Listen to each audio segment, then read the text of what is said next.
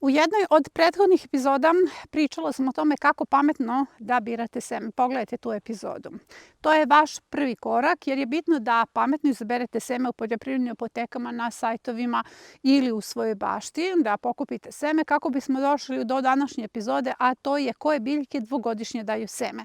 To je sastavni deo naših lekcija, proteže se kroz niz različitih epizoda, ali hajde da to svedemo na jednu epizodu. Jer bez obzira da li ste iskusni baštovani, a niste se do sada bavili semenarstvom, ovo je epizoda za vas, svakako je epizoda za početnike. Cilj je da napravite vlastitu banku semena i da tačno znate na koji način ćete pozicionirati biljke koje dvogodišnje daju seme, kako se one ne bi ukrstile i kako vam svakako ne bi smetale u narednoj sezoni, jer neke od ovih biljaka kao materinska forma su ogromni džinovi.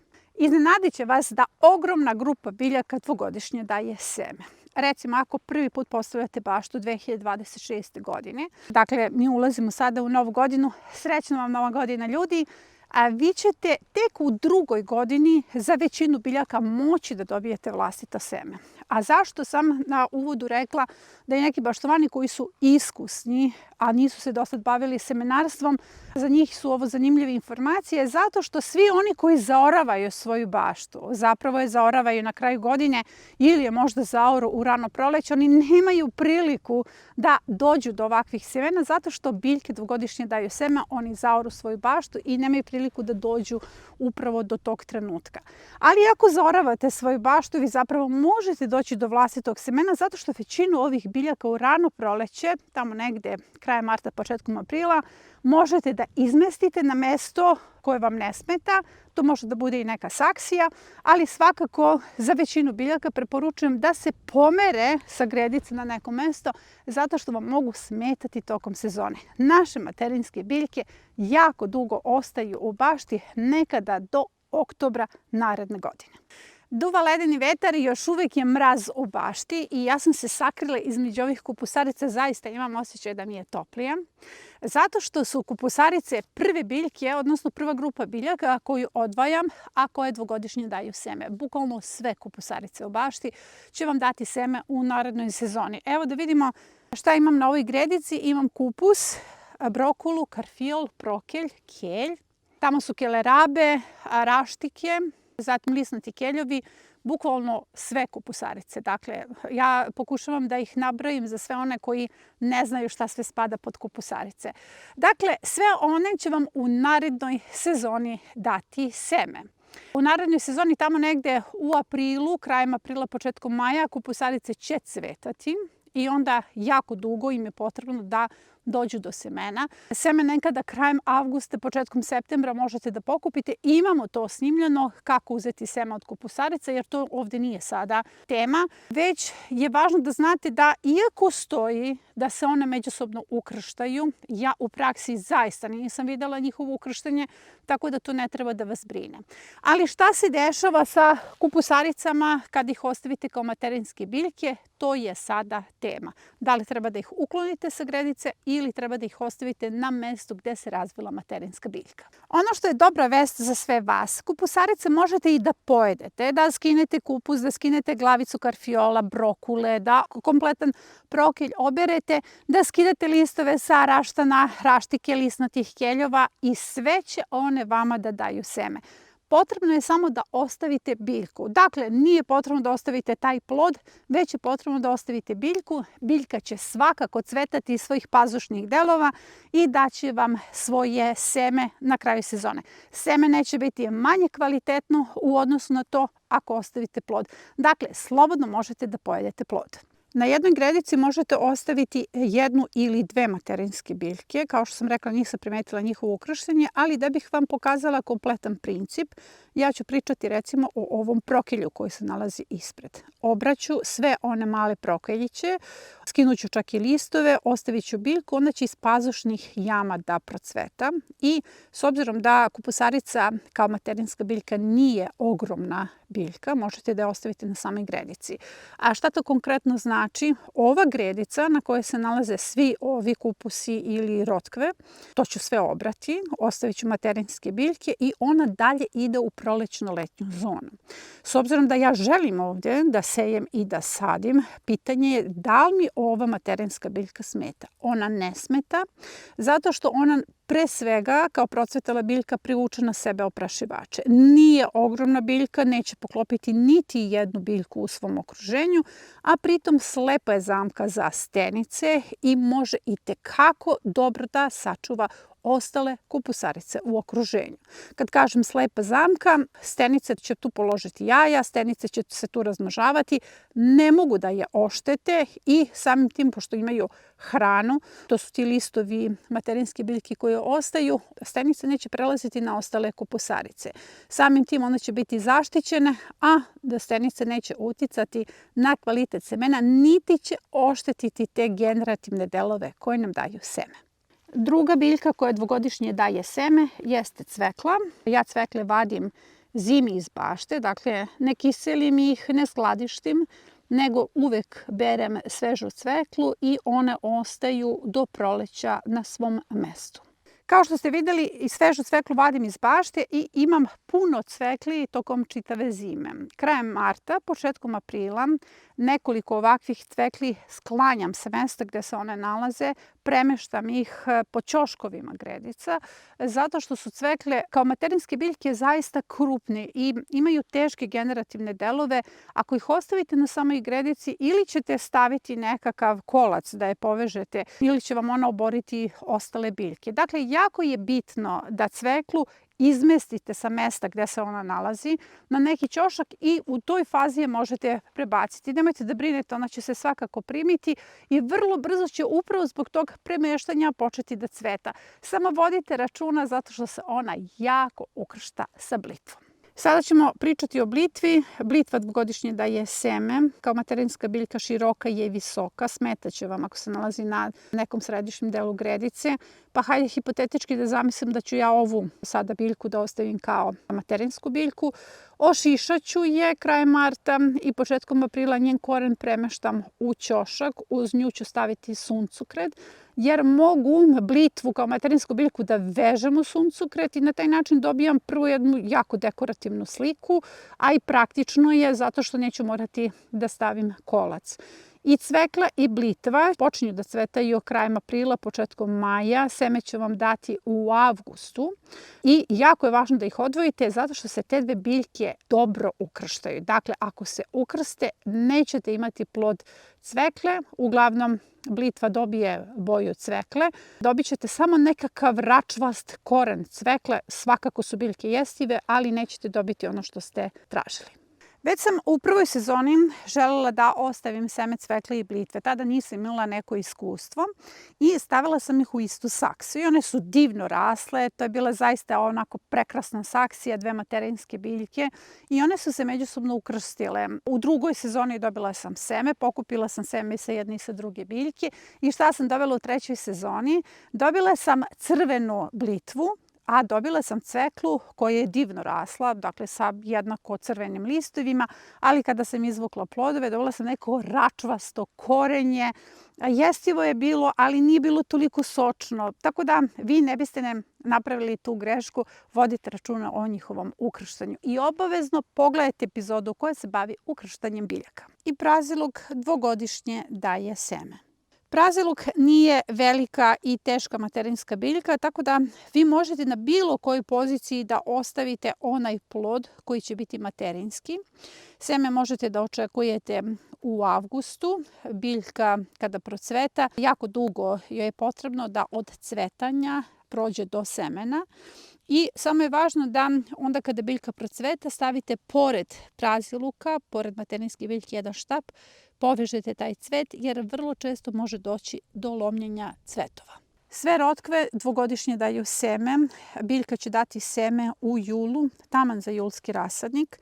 Može ostati na samoj gredici, na poziciji na kojoj je posađena kao materinska forma jer nije krupna, nije teška, neće oboriti ostale biljke, pri čemu je ona i slepa zamka za stenice, prema tome može da zaštiti sve ostale biljke od stenica. Oko nje savjetujem da sadite kupusarice oko materinske forme, zato što one zaista ostanu potpuno zaštićene u prisustvu materinske rotkve. Potpuno isti slučaj je i sa repama, i repe su slepe zamke za stenice i svaka repa može ostati na licu mesta gde je posađena kao materinska biljka. Repe i rotkve se međusobno ne ukrštaju, a nisam primetila ni međusobno ukrštanje rotkvi. I celeri su biljke koje dvogodišnje daju seme. Zapravo nisam primetila ukrštanje celera, korenaša ili listaša, tako da materinske biljke mogu da budu jedna uz drugu. Nemojte da se bojite da će se ukrstiti, zato što korenaš ranije cveta od listaša, ali je važno da izmestite biljke sa gredice. Recimo, ja sada ovdje imam celer sa jedne i sa druge strane. Unutar se nalazi posejan ozimni beli luk, posađen, i posejan ozimni spanać.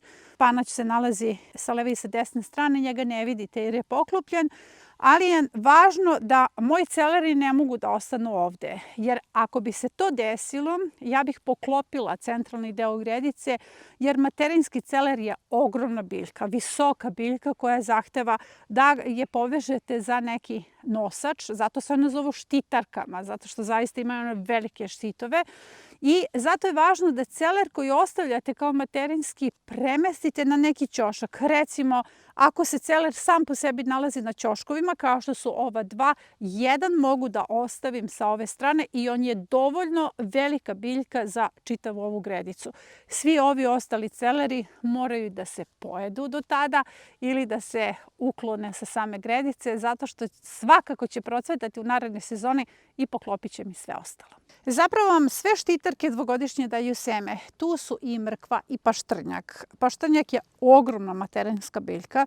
Možete da ostavite 2 biljke u vašoj bašti i obavezno biljku premestite na neki ćošak tamo negde krajem marta, početkom aprila, kada krene vegetacija, kada će se biljka primiti, i na taj način ćete sprečiti da ona potpuno zaseni sve ostale biljke. Ali kada je u pitanju mrkva, takođe mrkvu premeštate sa one zone gde ste je posejali, jer mrkva je uglavnom posejana na samoj gredici po dužini, ne može tu ostati kao materinska biljka, ogromna je biljka kada procveta, dakle može da preraste čak i mene, i stavit ćete na neki ćošak. Ali šta je problem kod mrkve? Mrkva se ukršta sa divljom mrkvom. Paštrnjak se takođe ukršta sa divljim štitarkama.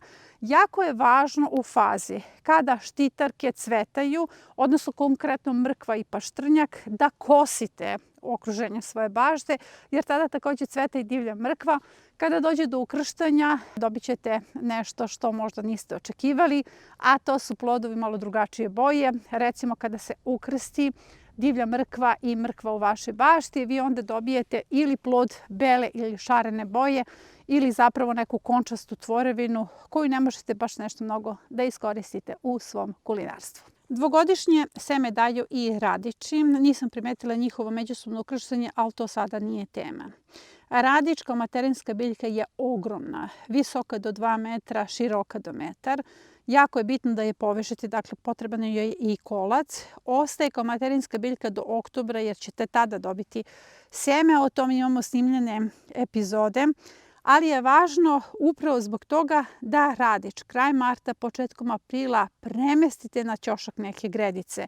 Kao što sam rekla, neće se međusobno ukrstiti, ali ako ga ostavite, recimo, kao što je kod mene u centralnoj zoni, ništa se u okruženju neće moći koristiti od njega, zato što će on svima da napravi problem, ili senku, ili će ih poklopiti svojim granama. Ispred mene se nalaze azijske salate. U pitanju su Mibuna i Mizuna, koje ste i vi sejali prateći serijal Zimska bašta. Fantastične su biljke, zaista ih preporučujem u narednoj sezoni, ali da ne biste morali ponovo da kupujete seme, potrudite se da u narednoj sezoni dobijete seme od ovih biljaka. Zapravo, ove biljke zauzimaju veliki prostor. Kao što vidite, Mibuna je veliki žbun, ali i mizuna. Dakle, ona i kao materinska biljka jeste visoka biljka, jednako kao i salata. I salata je visoka biljka, ona zaista zauzima veliki prostor. Kod mene su salate na jednoj gredici prošle godine ostale i bukvalno ta gredica nije mogla da se koristi zato što su ostale 3 materinske biljke i one su zauzele čitav prostor. To će se desiti u ovom slučaju. Šta radimo sa ovim biljkama?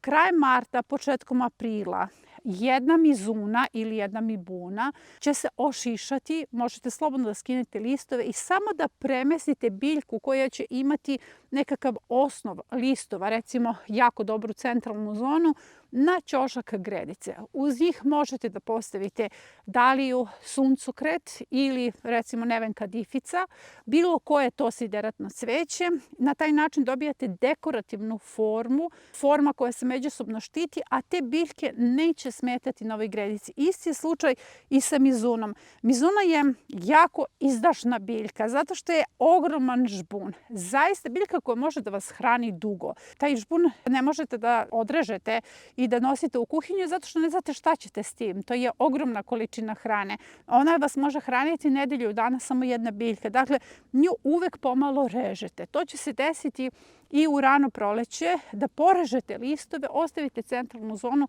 i premestite na neki ćošak. To ćemo mi zajedno da radimo u okviru serijala Zimska bašta.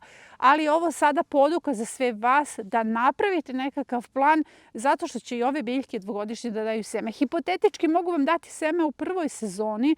Ukoliko ih posejete u rano proleće, ona će procvetati za nekih mesec dana zato što ne podnose visoke temperature. To je praktičan način da se, recimo, manja količina semena umnoži.